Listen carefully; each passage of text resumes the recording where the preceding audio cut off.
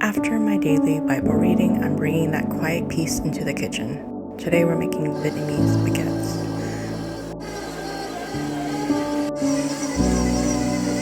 And baking is all about precision. The goal is to mix until the dough is smooth and passes the window pane test, making sure that it does not tear, and when it does, you can finally proof them.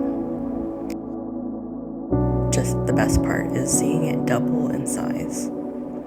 So I'll gently shape them into the baguettes and let them have their final proof.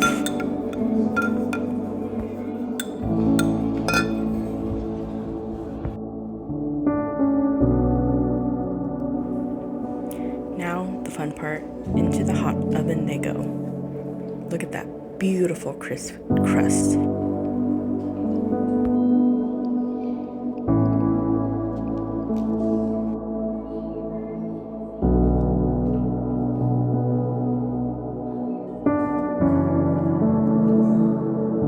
And here it is, a fresh homemade banh mi, a perfect comforting meal to share.